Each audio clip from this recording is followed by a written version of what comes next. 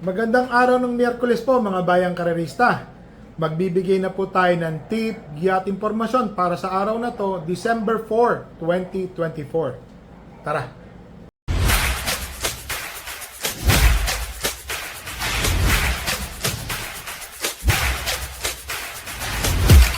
So mga bayang karerista, meron pong hinandang 7 karera para sa araw ng Miyerkules. Pakita ko lang po ang ating kopya. Sa totoo lang ho, out yung mga ibang kabayan natin. Wala, ang dami yung nagsisali. Nagtataka po ako, bakit Miyerkules, Biyernes, sandamukal? Paano po kaya yung pagdating ng Sabado-Linggo? Pero at least, meron pong mga nakasali, natuloy. So, ang start time po ng karera ngayong araw ng Miyerkules ay sa ganap na alas 5 ng hapon.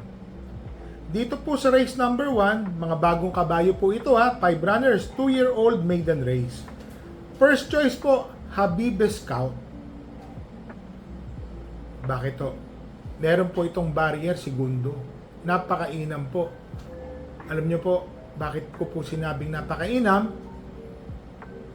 Bandera siya, kinuha ng isang matulin. Pagdating ng rekta, segundo siya nakapirmis. Ibig sabihin, marami pa ho yung kabayo. Tingin ko ho, baka ito po ang malyamado. Horse to beat. Entry number 1, Habibe Scout, first choice. Second choice po, entry number 4, Swift Andre. Meron po itong takbo. Mga 20 days ago, parang ganun po Or may 3 weeks. 1.15 ang ginawa. Official run po yun mga bayang karerista So, nag-1.15 po ito. Umentado po ito sa mga nobatoran niya. Nag-umento. Tingin ko po ito po ang makakalaban. Entry number 4, Swift Andre. So, dito sa race number 1, first choice, entry number 1, Habibe Scout. Second choice, entry number 4, Swift Andre. Dito na tayo sa race number 2. Rating 11 to 15 split, 8 runners. First choice po, napakatuling kabayo, entry number 6, My Boy Lollipop. RM Garcia, si Onyok. Tingin ko ho, bandera po ito. Nung nakaraan po, ang ganda ng laban. Medyo mahaba lang po yung karera. Pagdating po ng last 200 meters, saka po nagdatingan yung mga kalaban. Alam niyo naman, mahirap na siya sa unahan. Talagang marami yung magagaling nung araw na yun. Segundo llamado po siya, parang tumapos po ito ng kwarto or quinto, si My Boy Lollipop. Pero ngayon po, mixi ang karera, tingin ko mapapalaban sila dito. Pag napabayaan po sa unahan, si My Boy Lollipop, first choice. Second choice po dito, entry number 7, Don Pedro. Si Don Pedro ho, mga bayang karerista, always in the money. Pabuti ng pabuti po yung dalawang last outings niya. Unang takbo po niya is 1.16, same distance. Pangalawang takbo po niya is 1.14 media. Nag-umento po ng 1.5 segundo. Natingin ko ho, panglaban na. Malaki po ang panalo, Don Pedro. So dito po sa race number 2, first choice, entry number 6, My Boy Lollipop. Second choice, entry number 7, Don Pedro. Dito na ho tayo sa race number 3, rating 16 to 21 split, 8 runners. First choice, entry number 5, Calendar Girl. Oho, mayroon po itong nakalaban sa unahan. Si kabayo din po nila yun matulin. So, naghahabulan, nanonood to ng tersero pwesto, llamado po ito. Parang tumapos lang po ito ng segundo, tersero. Tingin ko ho, malaki po ang panalo ni Calendar Girl. Nilagay ko po siyang first choice kasi babad po siya sa malalakas na laban nakababa pa ng ratings. Tingin ko malaki po ang panalo ni Calendar Girl. Second choice ko po dito yung matuling kabayo, entry number 3, Natural Beauty. JR De Ocampo ang papatong. Tingin ko pag ito ho nauna, mapabayaan, makalimutan nila na may tagal to, baka tumapos po ng karera si Natural Beauty. Second choice. So dito po sa race number 3, first choice, entry number 5, Calendar Girl. Second choice, entry number 3, Natural Beauty.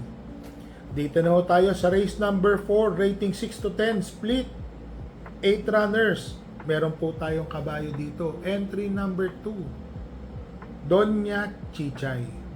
Para po sa akin, mga bayang karalista ha, pagtaya ko po, sasabihin ko na po sa inyo, sosolohin ko po yung kabayo ko. Ganun po ako ngayon. Kasi nag-uumento na po siya. So, nung nakaraan pong takbo niya, mga unang takbo, kwarto, tapos na segundo, tingin ko mag-uumento na po. Kalaban po niya nung nakaraan, si Flywheel, photo finish po sila, ulo, nagkatalo, maganda naman na po yung ensayo. Tingin ko po ngayon, medyo nakakalamang po yung kabayo ko po na si Doña Chichay. One for the day ko po yan. Kabayo ko, taya ko, diskarte nyo po. So dito po sa race number 4, sosolohin ko po. Entry number 2, kabayo po ng inyong lingkod, Doña Chichay. Dito na tayo sa race number 5, rating 6 to 10 split, 8 runners. First choice po, entry number 2, Sound of Silence. Parati ko hong tinitiptong si Sound of Silence. Ngayon po, nasa rating 6 to 10 na po siya, nasa rating 10. Meron po kasi itong takbo na 1.14. Sa same distance po, tinapos po niya 1.14 sarado. Meron at marami. So sa tingin ko, kung mauulit po niya yun, horse to beat po siya rito. Kasi karamihan po ng kalaban dito, 1.15 media, 1.16 po talaga ang mga tinatapos. First choice ko po, entry number 2, Sound of Silence. Second choice ko po, pasensya na kayo kung sabihin nyo ba't dihado, entry number 4, Angel's Crown. Baka makakalimutan po nila na merong Angel's Crown na nag-aabang, na parati pong kumukuha na ng unahan, na nandoon na. Bakit ko po sinabing nandoon na? Di ho ba kayo kinakabahan? Pag sungaw po ng rekta, bumabandera na po si Angel's Crown. Tingin ko ho, nababatak po itong kabayo na to. Nag-uumento kada takbo po si Angel's Crown. Second choice ko po yan. Third choice ko po, entry number 6, Spring Party. Ang baba po, nagtaka po ako. Siguro, nabakasyon po ito ng 3 buwan, mahigit. Nakababa po siya ng rating 10. Ito pong Spring Party, kung di ko correct me if I'm wrong, meron po itong 1.14 rin sa same distance. Matuling kabayo ito, pagkakaalam ko May tuling kabayo po itong si Spring Party. So nilagay ko lang po siyang third choice, pero balita ko maganda po ang itsura nito. Pati ensayo, maganda po. So dito po sa race number 5, first choice, entry number 2, Sound of Silence. Second choice, entry number 4, Angel's Crown. Third choice, entry number 6, Spring Party. Dito na ho tayo sa race number 6, 8 runners. Rating 5, playset, mga natitimbang po. Na-out po dito isang kabayo natin. Out. Na bola, hindi po siya nabunot Siya po yung na-out. First choice po, entry number 3, Sky Plus. Ang lakas po ng nilabanan sa unahan. Nakipag-erehan po ito nung nakaraan. Matuling kabayo po nila ML Stable, parang gano'n po, nila Boss Peter Aguila. So, yung pong alam ko sa pagkakatanda ko, nakipaghabulan to. Pero ito pong kabayo na to, may 1.15 po ito sa same distance. Siya po ang aking first choice. Second choice ko po dito, isang dramating kabayo, entry number 4, Unafraid. Ito pong si Unafraid, mga bayang kararista, meron din po itong 1.15 media, 1.16 sa same distance. Nasisigundo po ito, tercero. Yun nga lang, minsan malalakas ang nakakalaban talaga, ganun po talaga sa karera. Pero tingin ko po ngayon, may panalo po ito, baka dihado po ito. Naglagay po ako ng third choice, entry number 2, Black Diamond. John Paul Egusi po ang papatong. Ito pong kabayang Black Diamond, sama po natin. Meron din po itong magandang tiyempo, mga bayang karabista, sa distansyang ganito, 1.15. Yan po yung mga pinagbabasihan ko muna po. Tapos yung mga ensayo, natatanong ko, medyo magaganda naman yung mga ensayo, hindi nagkakaproblema. So yun po yung mga kailangan nating malaman. So dito po sa race number 6, first choice, entry number 3, Sky Plus. Second choice, entry number 4, Unafraid.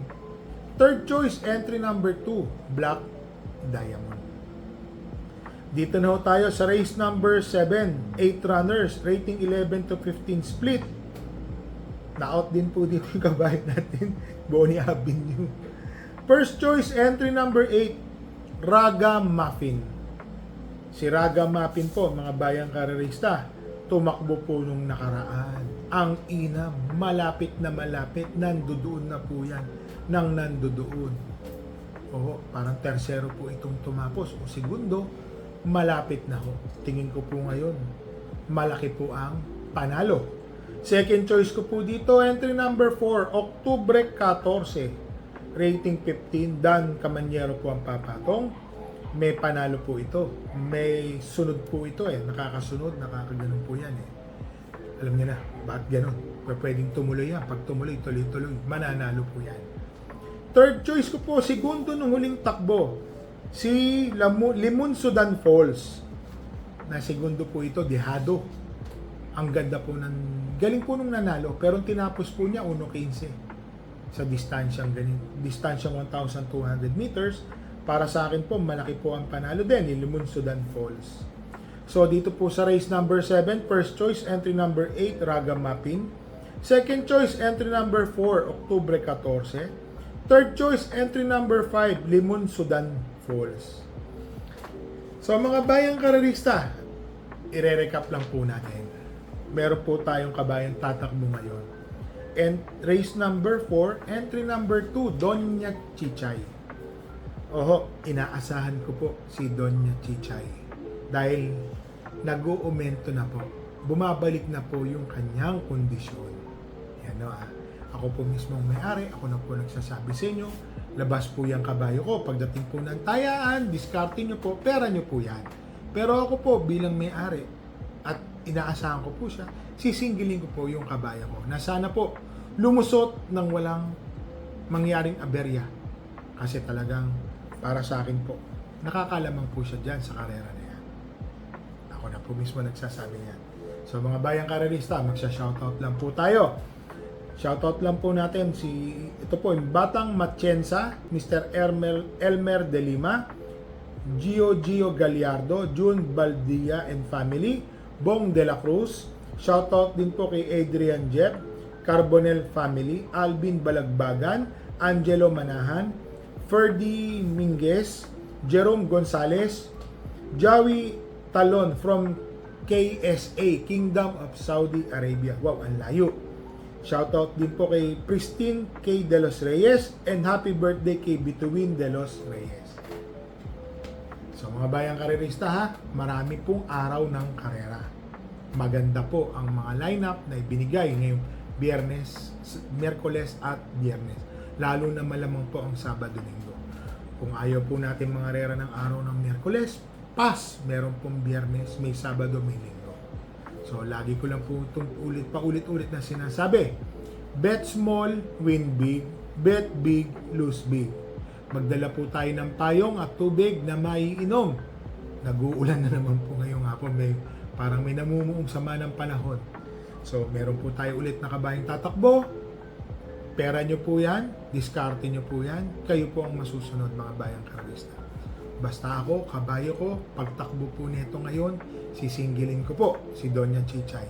So mga bayang karerista, hanggang sa muli po, happy racing and stay safe po sa inyo lahat.